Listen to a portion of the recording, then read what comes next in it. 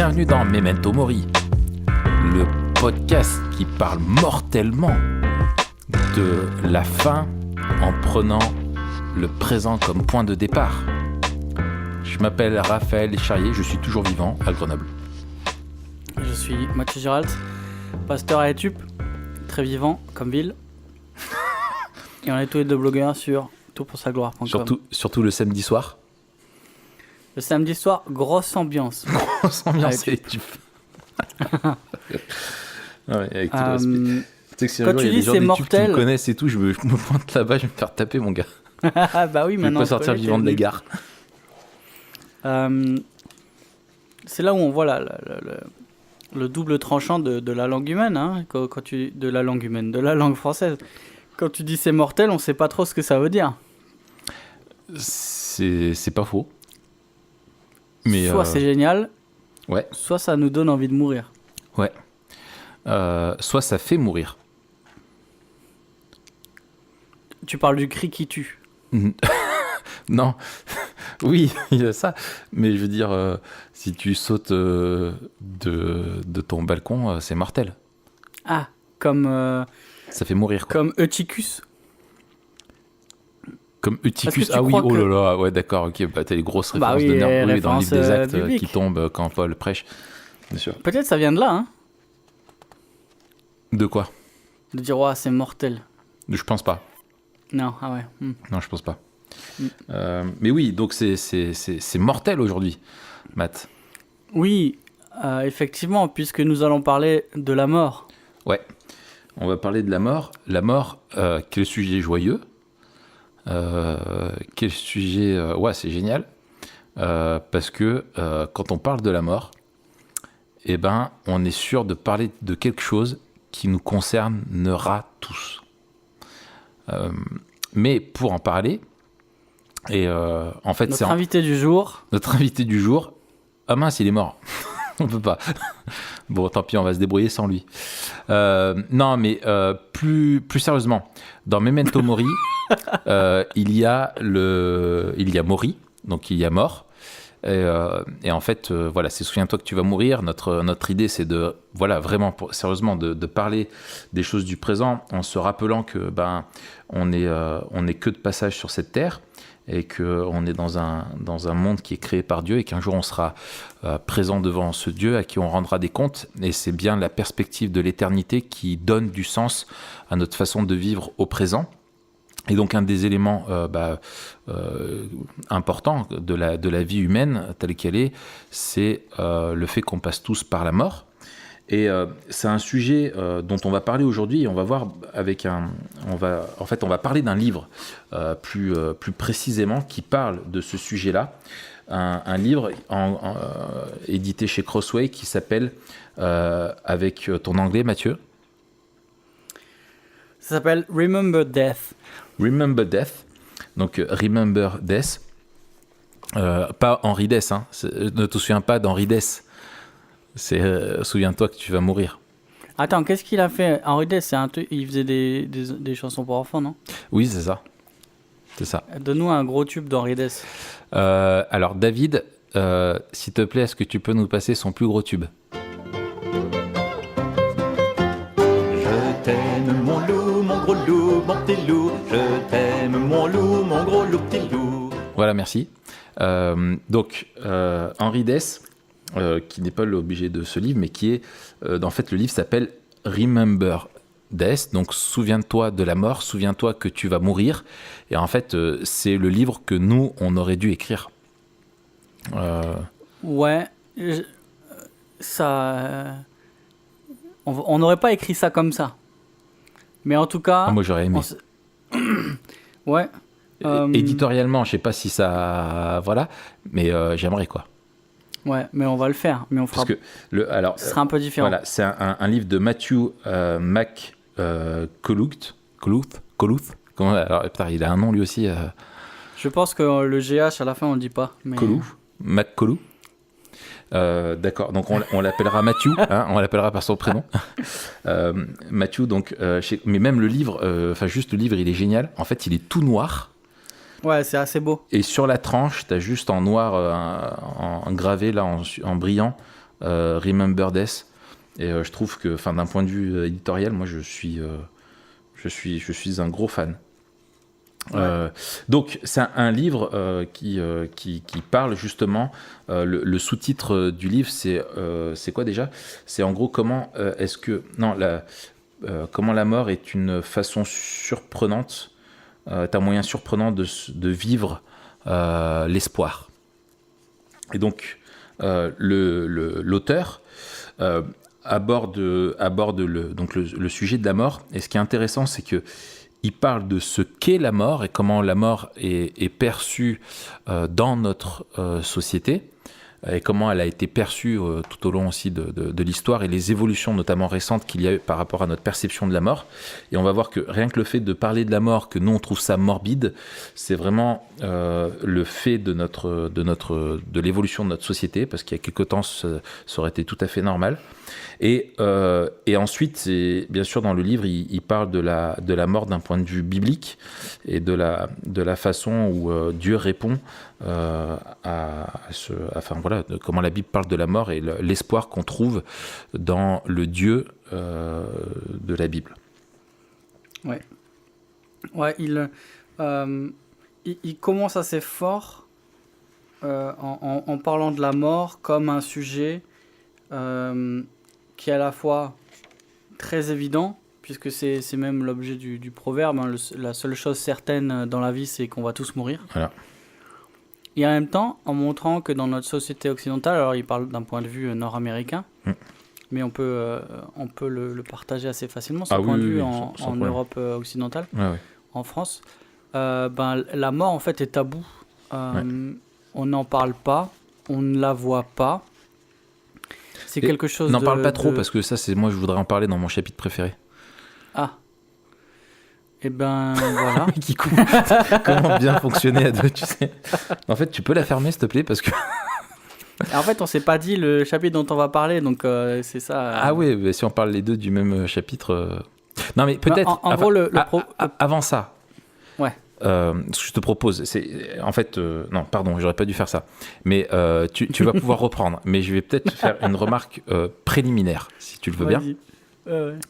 C'est que, en fait, la mort est un sujet, en fait, profondément théologique, parce que d'un point de vue biblique, la mort est intrinsèquement connectée au problème du péché, parce qu'on en a déjà parlé dans l'épisode qu'on avait fait sur la chute, dans notre série là, sur la vision biblique du monde. Et en fait, c'est un problème de jugement de Dieu à cause de notre rébellion et de notre péché. Et donc la mort est donc un jugement, quelque chose auquel on peut pas échapper, et qui est quelque chose qui caractérise notre monde qui est brisé. Et je pense que c'était juste important de le rappeler, c'est que la mort est l'élément dans notre réalité qui nous rappelle que même si on améliorait tout plein de trucs, au final on va quand même mourir. Et c'est ça qui est intéressant juste dans l'introduction du livre, c'est de rappeler cet élément-là, je trouve. Ouais. Et puis on parlait de sagesse la semaine dernière, en parlant de la pertinence culturelle de l'Église, la sagesse comme étant un des moyens qui nous permet justement de naviguer en eau trouble, celle de la culture. Et une des choses que l'on partage avec l'auteur du livre, c'est que une des sources de la sagesse, c'est Memento Mori. Ouais. C'est de vivre en sachant que l'on va mourir, et de réfléchir à la manière dont on vit à la lumière du fait qu'on va mourir, et à la lumière du fait qu'on va passer en jugement, et à la lumière du fait que si on est disciple de Christ, on passera l'éternité avec lui. Ouais. Et en fait, c'est cette remise en perspective que nous on fait à chaque épisode de Memento Mori, qui est le propos central du livre, avec peut-être un accent que j'ai vraiment beaucoup aimé, qu'on trouve dans l'introduction, et qui dit: quand la réalité de la mort est loin de nos esprits. Ouais. Les promesses de Jésus Ouais. semblent souvent détachées de nos vies. C'est ça. Et en fait, c'est ça, c'est de dire de quelle manière on réfléchit à la mort aujourd'hui pour mieux vivre. Et c'est vraiment ça le memento mori. Ce n'est pas un fatalisme. C'est pas une pulsion morbide. C'est une question de sagesse et une question, tu vois, le psaume 90, en disant, ben, c'est toi qui fixes le nombre de nos jours, c'est toi qui en connais la durée, aide-nous à bien compter nos jours, aide-nous à bien vivre. Peut-être qu'on ferait un épisode sur le psaume 90, qu'est-ce que t'en penses ? Why not? Avec Parce que plaisir. c'est Mets-le quand dans même la un liste. psaume super memento mori, quoi. Ouais, carrément. Oui, ça pourrait être super intéressant. Tu sais, il y a quelques mois, il y a une personne qui était venue me voir en m'attaquant sur notamment notre logo de Memento Mori et sur le truc, enfin surtout le concept de Memento Mori. Bref, elle m'accusait de tout ce qui était possible et imaginable. Et cette personne notamment m'avait dit, mais te rends compte, tu parles de la mort, enfin il y a Mori, quoi. Enfin voilà, tu parles de la mort, alors que le Dieu, ben, c'est le Dieu de la vie. Et j'ai trouvé, alors bon, j'avais trouvé ça génial, parce qu'en fait je me suis dit, mais justement en fait elle déconnecte complètement deux choses. C'est que justement le Dieu de la vie, c'est lui qui nous a condamnés à la mort, et c'est ce Dieu-là qui, s'il veut nous délivrer de quelque chose, c'est in fine, c'est de la mort, quoi, de notre péché et de la mort, et c'est à la vie à laquelle on est appelé. Et finalement tu peux pas comprendre qui est Dieu, quelle est la vie éternelle, tout ça, si tu le connectes pas à la réalité qui est horrible, qui est celle de la mort. Et je trouve que ça caractérisait pas mal ce qu'on vit dans notre société, ce refus-là d'aborder la question de la mort, alors que c'est quelque chose, comme tu le disais là dans cette citation, comme il le rappelle l'auteur, c'est que bon, Jésus, il est venu pour nous sauver de la mort, quoi. Et à partir du moment où on oublie la réalité de la mort, finalement, est-ce qu'on peut bien mesurer l'œuvre de Christ ? Oui, et puis vivre une vie heureuse, en fait. Ouais.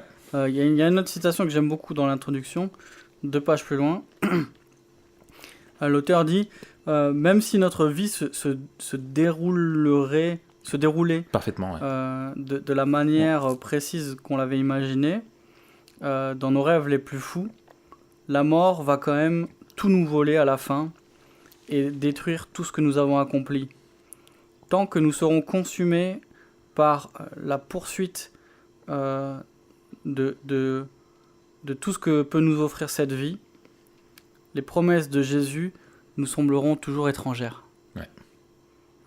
Et en fait, c'est pas juste bien vivre, c'est pas juste vivre de manière sage, c'est aussi embrasser avec plus de joie, plus de saveur, et avec une vision renouvelée, le message de l'évangile, en fait. Ouais.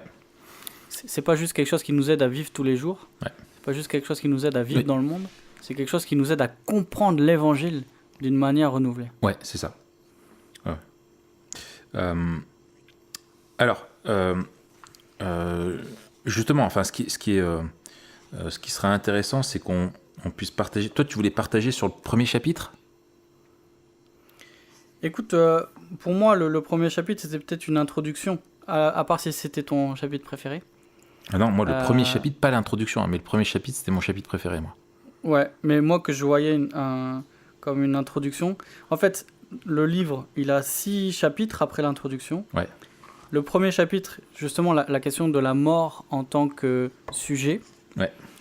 Et les 4 chapitres d'après, ils parlent d'un problème et d'une promesse. Ouais. Et c'est ça que je trouve beau. À chaque fois, il y a le problème de l'identité et la promesse de l'union avec Christ. Ouais. Le problème de la futilité et la promesse du but. Le problème de la perte et la promesse de la vie éternelle. Le problème de la vie les problèmes de la vie et la promesse de la gloire. Et ensuite, il y a un épisode sur le deuil. Ouais. Écoute, je t'écoute sur le premier, Ouais. qui s'appelle « Où est ton aiguillon ?» C'est une référence à Paul. Ouais. Ouais. Oui, alors moi ce que j'ai trouvé, en fait il a compilé plusieurs bribes de pensée. Et il est allé beaucoup plus loin que ce que j'avais pu avoir et écouter à droite à gauche dans différentes occasions. Et je trouve que c'est assez brillant ce qu'il fait en fait, où en fait il essaye de comprendre la mort avant tout d'un point de vue de notre société, de notre époque, et en fait il part en fait en se rappelant qu'en fait des grands penseurs comme notamment Pascal vivaient avec l'idée que ils étaient, la mort était quelque chose de présent, objet de leur méditation, et en fait et qu'aujourd'hui en fait penser à la mort c'est quelque chose qu'on ne fait quasiment plus, et même qu'on évite de faire, et un sujet qu'on évite. Et en fait il essaye d'expliquer pourquoi est-ce qu'il y a eu ce changement un petit peu de regard vis-à-vis de la mort dans nos sociétés.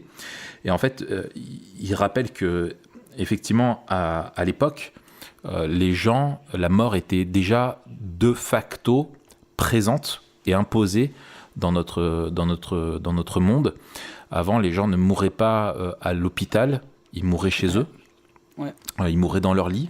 Tu finissais tes jours chez toi, et c'était c'était naturel de vivre et de veiller des personnes qui étaient mourantes, et tu passais par la mort. Les gens à l'époque allaient à l'église, et tous les jours ils allaient, chaque semaine ils allaient pour adorer Dieu. Et pour se rendre à l'église, ils passaient devant le cimetière qui avait à côté de l'église. Et dans ce cimetière, il y avait des membres de leur famille qui étaient décédés. Et donc, ils se rappelaient de la vie des gens qui étaient là et qui étaient morts. Et ça les renvoyait eux-mêmes à leur propre mort, quoi. Et en fait, donc, ce qui rappelle, c'est que, en fait, dans les siècles précédents, la mort arrivait de partout dans la vie de tous les jours, quoi. Et en fait, il y a eu d'immenses progrès médicaux qui ont permis de toujours gagner du terrain pour la durée de la vie, pour adoucir les difficultés. Et finalement, aujourd'hui, on est à une époque où tu n'auras jamais de médecin qui te dira qu'il ne peut plus rien faire. Les médecins auront toujours une réponse qui est certes limitée, mais où au minimum on va pouvoir te parler de réduction en fait des douleurs, etc. Et puis tu meurs aujourd'hui dans un monde qui est hospitalier, quoi. Et en fait ça se voit aussi, il y a une évolution dans la façon dont on traite le corps des morts, où avant les morts étaient exposés, les gens voyaient des gens qui étaient décédés, c'était normal. Et aujourd'hui maintenant c'est quelque chose qui est beaucoup moins courant. Et il y a aussi il en parle pas trop, mais toute la problématique qui est autour de la crémation, etc. Enfin bref, et en fait en gros depuis jusqu'à l'aube du XXe siècle, la mort était un phénomène qui était public, qui était complètement public, et qui était alors que maintenant c'est quelque chose qui est devenu qu'on peut même pas finalement mentionner. Et alors je trouve il y a un truc intéressant qu'il fait. Il parle d'un auteur qui s'appelle Geoffrey Gorer, qui a écrit un essai qui s'appelle La pornographie de la mort. Je sais pas si tu avais retenu ça. Ouais, j'ai vu ça. C'est page 46 si tu l'as. Ouais. Et en fait, donc l'auteur fait une analogie entre la place du sexe et la place de la mort. Entre l'évolution entre le 19e siècle et le 20e siècle, entre la place qu'occupait la mort et le sexe. Et en fait, le sexe était quelque chose dans les conversations qui est devant les enfants, de quoi on ne parlait pas. Et en fait, maintenant, au XXe siècle, c'est quelque chose qui est abordé publiquement dans les conversations comme ça. C'est pas impudique de parler de la sexualité. Par contre, avant, on parlait de la mort, mais maintenant, c'est quelque chose dont on ne parle plus. Et en fait, c'est intéressant, comme il y avait quelque chose qui était qui était vécu et perçu comme étant normal et public, qui était le fait qu'on allait tous mourir, et quelque chose qui était éminemment privé, c'était la sexualité, qui regardait simplement le couple dans l'intimité de la chambre conjugale. Et aujourd'hui, notre société fait tout l'inverse, quoi. Elle parle plus de la mort. Alors, je parle pas de la fiction, hein, mais de la mort réelle. Et elle parle énormément de sexe. Donc ça, c'est intéressant. Et je trouve aussi, ce qui est intéressant encore... Combien de fois j'ai dit le mot intéressant, à mon avis ? On comprend que ça t'a intéressé, en fait. Ouais. Finalement, c'est la façon dont on voit beaucoup de morts à la télé, notamment dans les films, mais c'est toujours de la fiction. Et la mort, il rappelle ça, elle est toujours perçue dans les films comme étant quelque chose d'extraordinaire, un élément perturbateur. Et elle est violente, elle est pas la mort que connaissent la plupart des gens. Parce que d'un point de vue des histoires, dans la plupart des histoires, une mort naturelle n'est pas très attrayante. Ça n'a pas d'intérêt dans un film, mais c'est les morts violentes ou extraordinaires qui se passent et qui finalement sont déconnectées de la mort que expérimentent la plupart des gens, qui est une mort après une longue maladie, ou une mort de vieillesse, ou voilà, un cancer, etc. etc. quoi.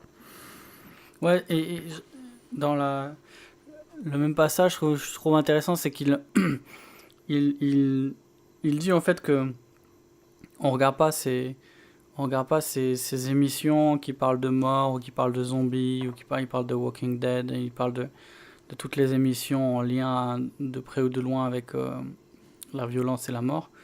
Il dit on regarde pas ça pour mieux comprendre l'expérience humaine, mais on les regarde pour s'échapper de l'expérience humaine. Ouais. Et en fait, tout ce qu'on vit ou ce qu'on peut vivre, on n'en parle jamais, même si on voit beaucoup de morts. Ce sont jamais des morts qu'on rencontre dans la vie. C'est ça, c'est extraordinaire. En fait. Ouais. Et je trouve après le point qu'il fait, d'abord il part du contraste entre la pornographie et l'inversion, en fait, où on voit beaucoup plus la mort, mais pas la vraie, et on voit beaucoup plus la pornographie alors qu'elle était cachée. Et il dit en fait finalement ça se rejoint dans le sens où dans la pornographie rien à propos du sexe est vrai, tout c'est du cinéma, quoi. Et en fait il dit dans la mort c'est pareil, à chaque fois qu'on voit la mort au cinéma c'est du cinéma. Ouais. Et de la même manière que la pornographie ne nous apprend rien sur la sexualité dans le cadre du mariage voulu par Dieu, la mort, comme on la rencontre au cinéma, ne nous dit rien sur l'expérience humaine et sur la fatalité de la mort que l'on rencontre tous les jours. Ouais. Excellent. Ouais, donc c'est un chapitre intéressant et surtout quand il aborde à la fin de ce chapitre-là les implications. Ouais. Qui sont où il rappelle en fait la mort a des implications qui sont à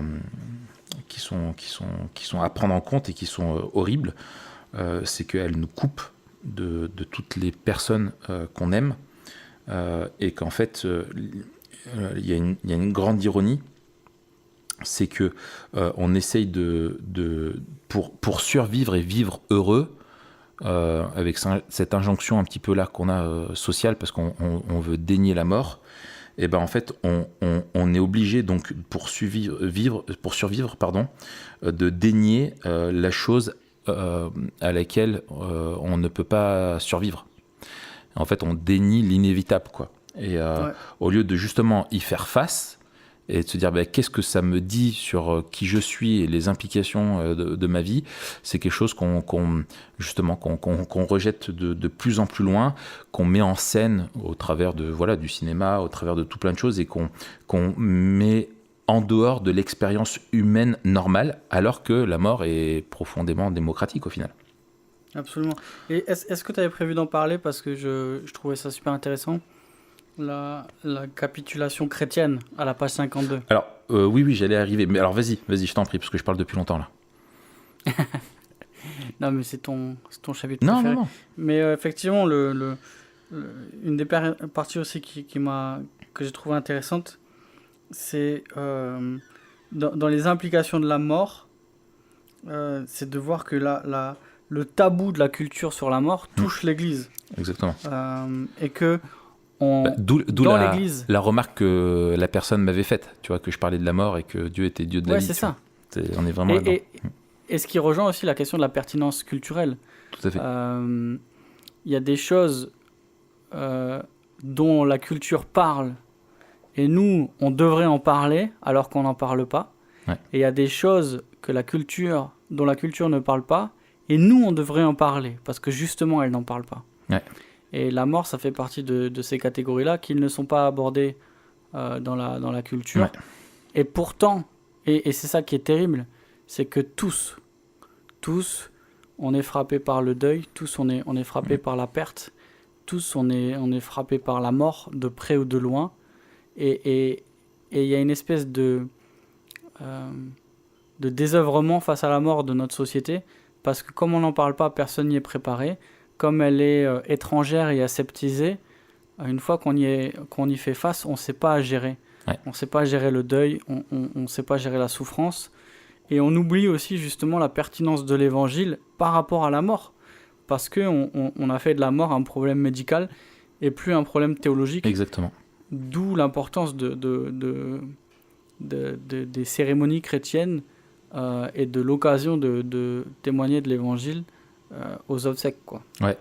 Et justement, dans cette capitulation, un des symptômes qui relève, et je trouve qui est très vrai, c'est il dit la façon dont on recherche les miracles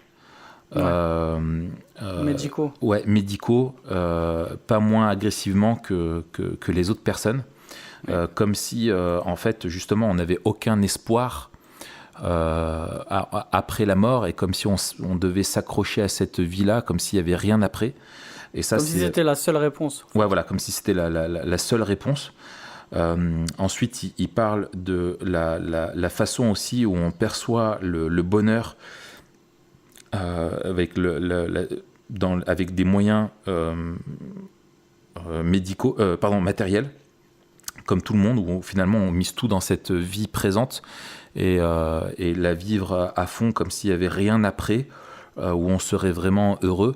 Et quand tu vois aussi la façon, je trouve, dont on parle de l'importance de voir un miracle divin et une guérison, comme si aussi on cherche ça, comme si finalement la finalité était d'être en bonne santé, et qu'on devait ne pas connaître les souffrances sur cette terre et la mort, alors que c'est quelque chose au travers duquel on doit passer. On en reparlera tout à l'heure. Ouais, c'est toute la question de la théologie de la prospérité. Exactement. La question du développement personnel. Ouais. Voilà, et c'est l'idée, voilà, qu'on peut contrôler les choses et notre vie jusqu'à la fin, quoi. Voilà, en gros, ce qu'il apporte, qui m'a marqué. Voilà. Et il conclut cette partie-là en disant que si la mort n'était pas un problème, Jésus ne serait pas la solution. Ah, absolument. Et peut-être avant, juste, il donne un dernier point où finalement on n'est pas pertinent. C'est il dit que souvent on nie la souffrance de la mort comme tout le monde, en fait. Ouais. Et si on n'est pas les premiers à dire que la mort est terrible, que la souffrance est terrible, et ben on devrait montrer un tableau tellement noir que la lueur de l'évangile brille très fort. C'est ça. Et en voulant atténuer la souffrance et la réalité de la mort, on crée en fait on crée un terrain, on crée un monde dans lequel le péché ou la mort ne sont pas si graves, et où même l'expérience de ceux qui souffrent est presque, tu vois, Atténué, ouais. atténué ou même muselé, tu vois. Ouais, On méprisé. on veut pas l'entendre. Ouais, tu vois. ouais. Alors, c'est clair. Et tu vois, et même toute la réflexion du fait de dire, quand on parle de mort naturelle, il en parle à un moment donné dans le livre, je sais plus où, mais que finalement c'est une expression qui a un non-sens, puisque la mort est contre nature. Oui. Elle n'est pas dans le dessein original de Dieu. Et et en fait, il n'y a pas de mort naturelle. La mort est contre nature, puisque comme on l'a dit au début, c'est un jugement de Dieu qui met un terme à notre vie, et on n'a pas été créé pour être mortel. Et au final, justement, dans ce fait que en fait, l'Église capitule devant la mort aussi, c'est quand elle la voit de cette manière-là, et que on oublie d'en parler et d'utiliser cette réalité-là comme un levier, alors pas de manipulation, hein, bien entendu, mais plutôt de faire prendre conscience et de rappeler que si on est dans une société qui a tendance à l'oublier, néanmoins, on y est tous confrontés, et il n'y a rien qu'à voir l'effet que ça a des obsèques sur des personnes où on se dit, bah là, on réfléchit vraiment sur la mort, etc. On se remet en question, mais ça dure jamais bien longtemps parce qu'on est happé par un flot d'une façon de vivre dans notre société qui fait tout pour la mettre sous le tapis, quoi. Ouais. Et toi alors, qu'est-ce que tu voudrais soulever dans ce livre qui t'a bien plu? Écoute, moi, mon chapitre préféré, c'est le 4e. Ouais. Le problème de la perte et la promesse de la vie éternelle. Ouais. Et il commence en parlant d'une nouvelle de Virginia Woolf qui s'appelle To the Lighthouse. Et il montre en fait que la manière dont elle écrit l'histoire fait écho à quelque chose tu vois, qui nous rappelle l'expérience de tout le monde. Et Ouais. il prend et dit, à travers cette histoire, on a un avant-goût de ce que tous vont découvrir après un certain temps, que nos expériences, les expériences de notre jeunesse et de nos vacances quand on est jeune, qui ne durent jamais assez longtemps, s'avèrent être une assez bonne métaphore de toute la vie. Et je trouvais ça super fort. ouais. Et après, il montre la manière dont le livre et sa structure montrent en fait la perte, qu'il y a des vacances et qu'il y a la maison de vacances qui vit, et finalement les enfants n'y vont plus, et un jour les parents y retournent et il n'y a plus rien. Il y a plus les amis, il n'y a plus la famille, il y a juste le souvenir de la vie, il y a juste le souvenir de ces vacances qui étaient merveilleuses, mais avec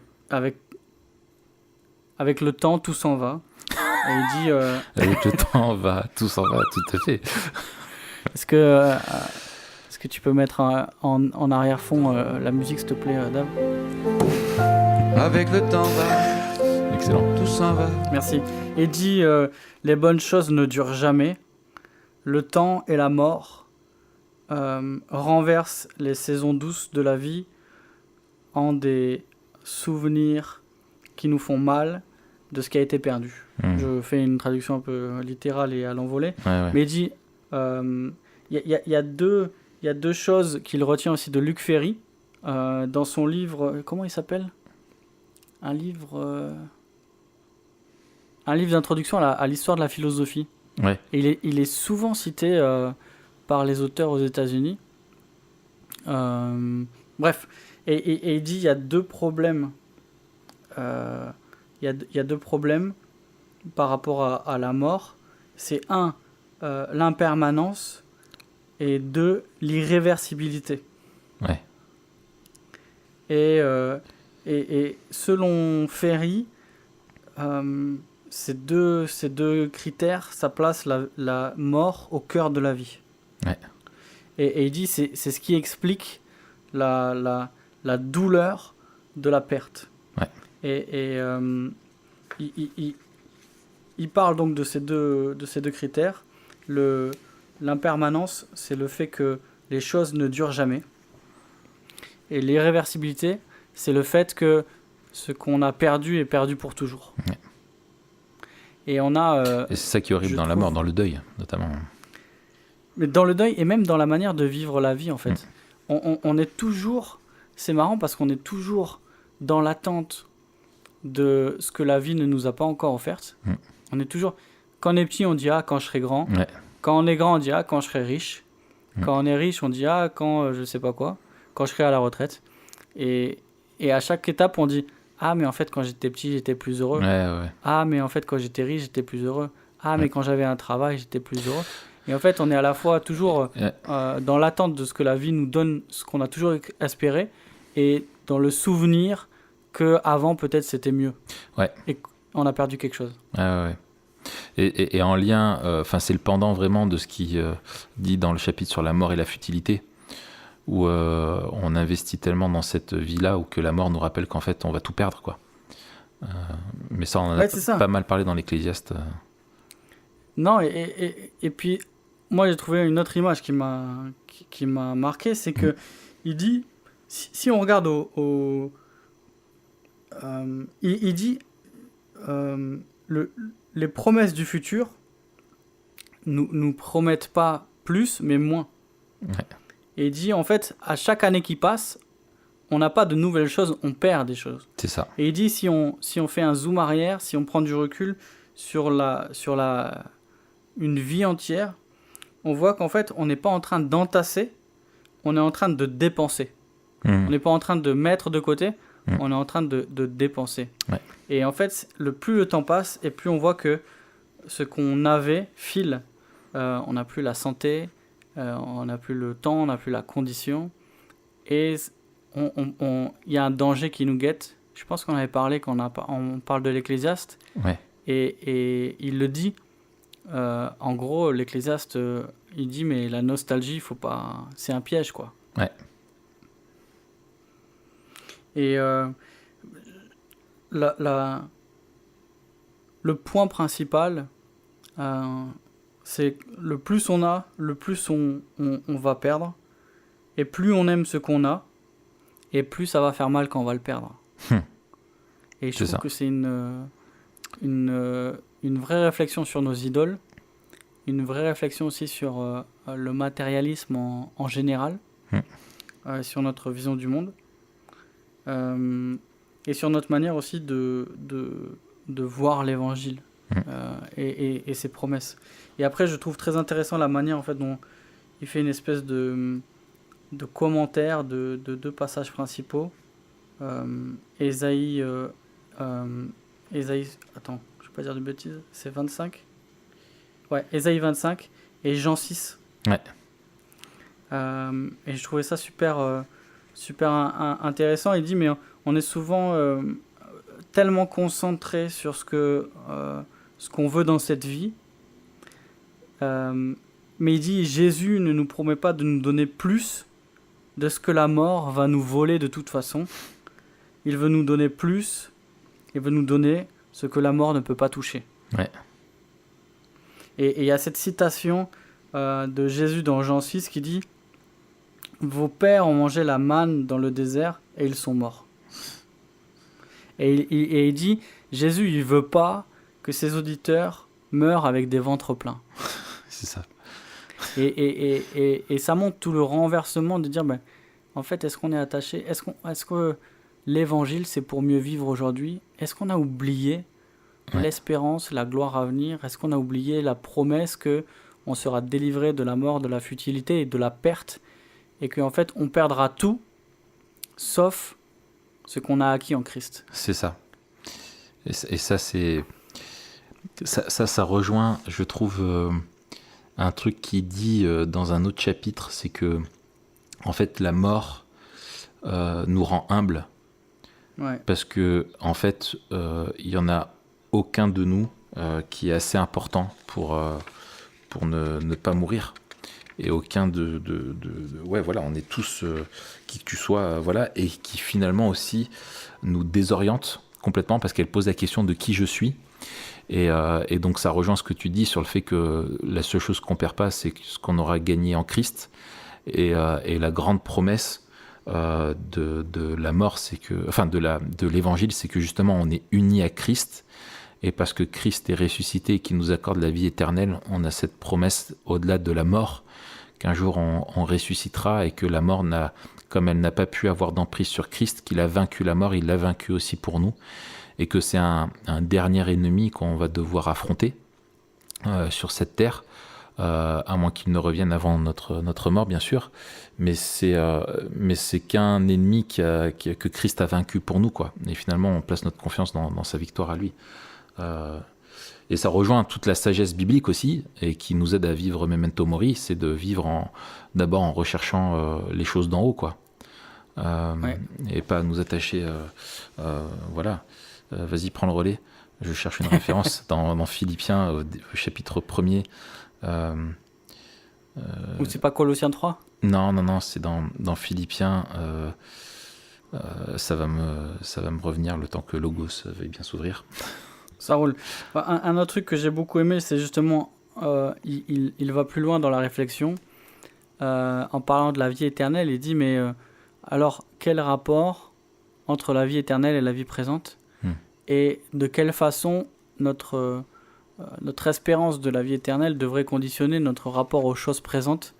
Et voilà, c'est toujours la tension dans laquelle on doit vivre, Memento Mori. C'est, si tout est vanité, alors ça sert à quoi de profiter de ce qu'on a ici et maintenant ? Exactement. Surtout si ça peut devenir des idoles. Mais on se rappelle aussi le cadre, le cadre général de l'Ecclésiaste, avec cette inclusion au début, à la fin du livre. Tout est vanité, vanité des vanités, tout est vanité. Et à l'intérieur, ce refrain qui revient de profiter de ce que Dieu nous donne en reconnaissant que cela vient de lui, que cela va passer, mais que c'est quand même quelque chose de bon que Dieu nous donne. Et il dit, le fait de s'attacher à la vie éternelle, ça ne devrait pas nous empêcher d'apprécier les bonnes choses de la vie, mais ça nous aide à transformer ces bonnes choses dans des plaisirs passagers qui sont en fait, qui nous permettent de goûter au festin à venir. Il dit, en fait, c'est comme de l'apéritif. Il dit, le fait de savoir qu'on va tout perdre, qu'on va perdre tout ce qu'on aime, ça fait qu'on va en profiter tant qu'on les a. Et ça va nous aider à pas nous y attacher, mais à voir ça comme un nouveau moyen de voir la vie éternelle. Il dit, le fait qu'on connaisse la destination nous aide à mieux apprécier ce qui est passager. Ces choses ne vont pas durer, et elles n'ont pas à durer. Elles sont seulement un moyen d'ouvrir notre appétit. Ouais. Et en fait, c'est ça. C'est que une fois, je me rappelle, on était invités, Alexandra et moi, je prêchais dans une église. On était invités à midi chez des gens. Et puis, on a commencé à discuter. Et puis, ils ont commencé à amener des plats avec des machins et tout. Et puis, j'avais super faim. On s'était levé super tôt. Pas trop déjeuner, prêcher. C'est hyper dur, ça. C'est très dur. Quand t'es invité chez des gens et qu'on prend le temps, mais que toi, tu meurs de faim. Tu veux pas passer pour un sauvage. Et j'ai graille à fond. Tu vois. Et à un moment donné, ils m'ont dit, bon, ben maintenant, on va passer à table. Et en fait, c'était que l'apéro. Et en fait, c'est pareil. On est sur Terre et on graille tout à fond en pensant que c'est tout ce qu'il y aura et qu'on veut caler notre faim. Mais en fait, c'est que l'apéro. Et un jour, on va passer vraiment à table. Excellent. T'as retrouvé ta référence ? C'est une belle image. Oui. En fait, non, c'est en fait c'est long, donc je vais pas le lire, mais c'est tout le discours de Paul en Philippiens 3, qui dit que en fait, justement, ça rejoint ce que tu dis, c'est que il a tout ce qui était pour lui un gain, tu vois, sur cette terre, il a considéré comme une perte à cause de Christ. Ah oui. Et etc. Tu vois, enfin bref, et voilà. Et en fait, il dit, il continue, et en fait, il dit, mon but est de le connaître, lui, ainsi que la puissance de sa résurrection et la communion de ses souffrances, en devenant conforme à lui dans sa mort pour parvenir, si possible, à la résurrection d'entre les morts. Et c'est cet espoir-là, enfin, c'est fou quand tu vois cette pensée de la vie unie à Christ qui se vit déjà présentement dans ce temps-là, avec cet objectif de le connaître et de faire l'expérience dans sa vie-là, déjà dans son corps mortel, de la résurrection de Christ et des souffrances qu'il a vécues, c'est-à-dire de lui de vivre pour ce pourquoi Christ a souffert, et d'être vraiment uni à Christ dans son objectif de vie, et d'être rendu conforme à lui en traversant la mort et la résurrection d'entre les morts. Et ça, je trouve, c'est quelque chose qui est magnifique, et qui pousse à non pas mettre notre confiance dans les choses qu'on peut vivre ici-bas et que la mort pourrait nous ôter, mais dans ce que Christ nous donne de vivre avec lui, en étant unis à lui, en étant sauvés, et qui justement est au-delà une chose sur laquelle la mort ne peut pas avoir d'emprise, quoi. Ouais, absolument.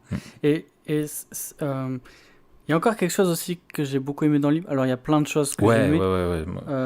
C'est vraiment super profond et pas trop technique, vraiment pastoral. Ouais. Une réflexion, il dit, mais finalement, est-ce que si on pense à la mort, est-ce que si on pense à cette perspective un peu memento mori, est-ce qu'on pense si on pense à la vie éternelle, est-ce que ça nous empêche de prendre la souffrance du présent au sérieux ? Et il dit, non, en fait, quand Paul, par exemple, puisqu'il parle de la gloire à venir au chapitre sur la promesse de la gloire, il dit, mais quand Paul parle des afflictions, il sait de quoi il parle. Il parle même de situations que toi ou moi, on ne connaîtra jamais, tellement ça nous dépasse. Il dit, mais la Bible, elle ne nous demande jamais de traiter les problèmes de la vie à la légère. Au contraire, elle nous demande de prendre les problèmes de la vie plus au sérieux, ou, plus précisément, de reconnaître que le problème derrière nos problèmes est plus sérieux que ce que nous pensons. Il dit, les problèmes que nous avons à faire face sont vrais, et ils comptent, mais le problème, c'est que on se concentre sur ce qui ne sont pas nos vrais problèmes ou notre plus grand problème. Ce sont seulement des dérivés, ce sont seulement des symptômes. Des symptômes.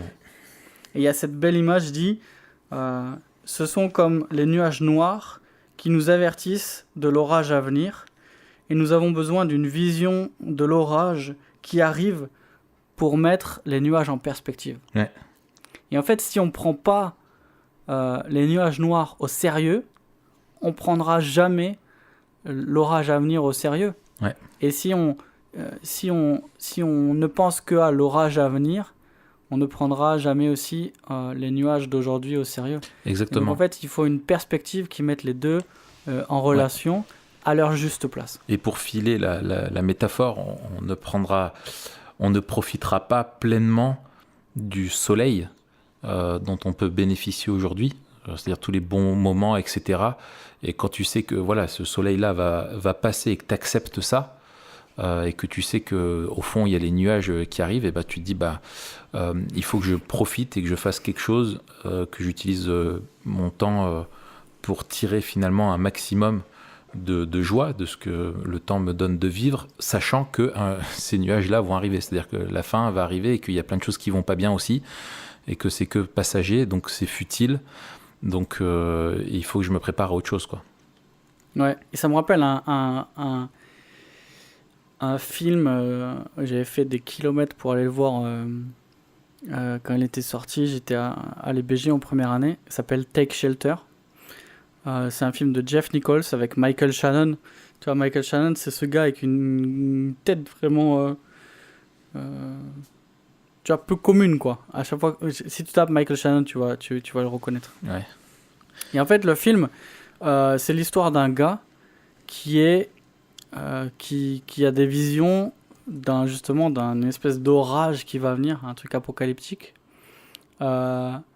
Et il veut à tout prix construire un abri. Et il commence à construire un abri chez lui. Et tout le monde le prend pour un fou, en fait. Et du coup, tout le film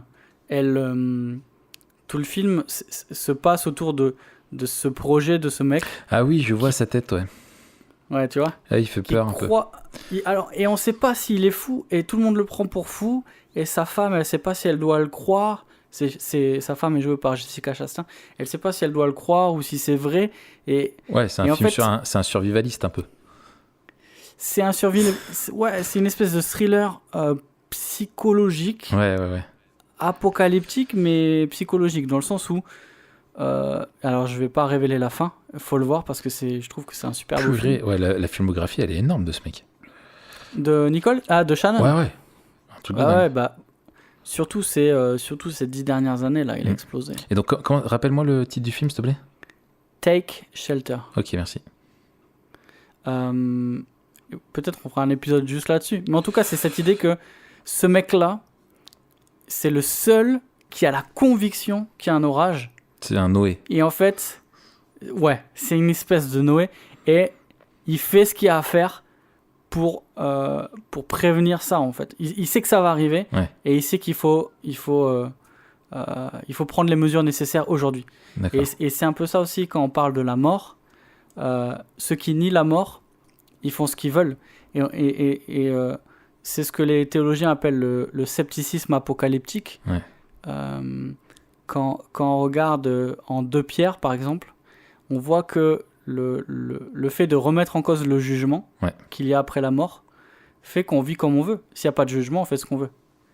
Et c'est aussi cette idée que s'il n'y a rien après la mort, et ben aujourd'hui, c'est tout ce qui nous reste.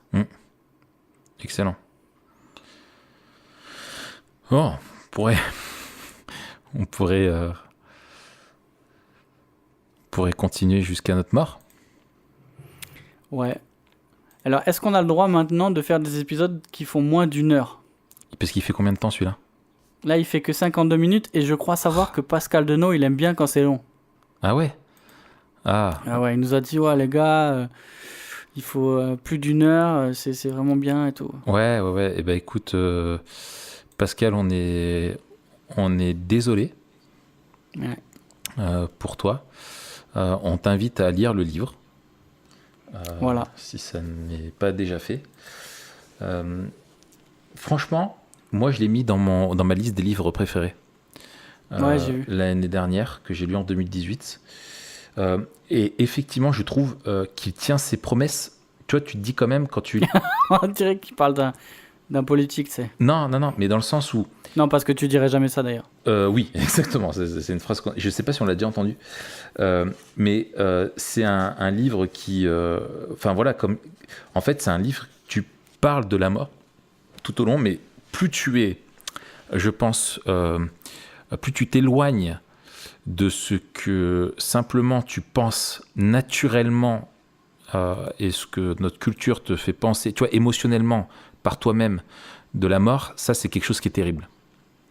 Tu ne peux pas arriver à de l'espoir quand tu penses juste par toi-même à la mort, parce que ton expérience, ta connaissance et tout ce que tu vas savoir par toi-même de la mort est quelque chose qui te pousse ça devrait nous pousser vers Dieu, ou ça te pousse à esquiver la question. Mais en fait, en lisant le livre, il y a quelque chose où moi je trouve ça, effectivement, ça te donne, c'est un puissant moyen pour te rappeler vraiment, en fait, ce qu'on dit, c'est de vivre le présent en prenant la fin comme point de départ.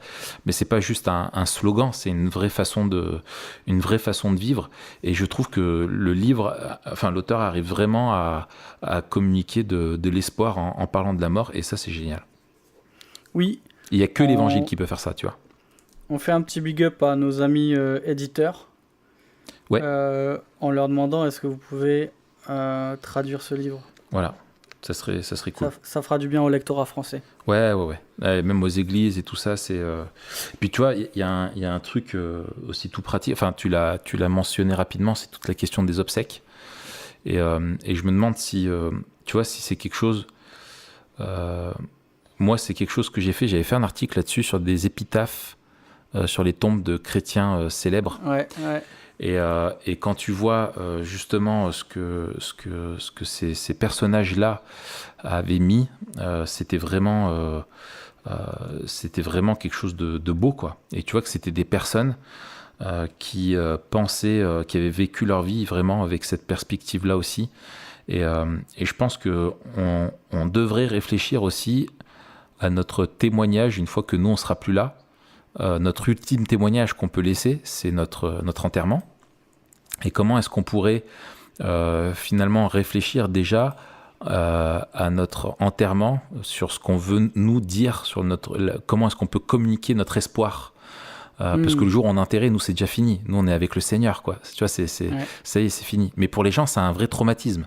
Et c'est le danger aussi, c'est de négliger la peine qu'il y a de cette séparation-là.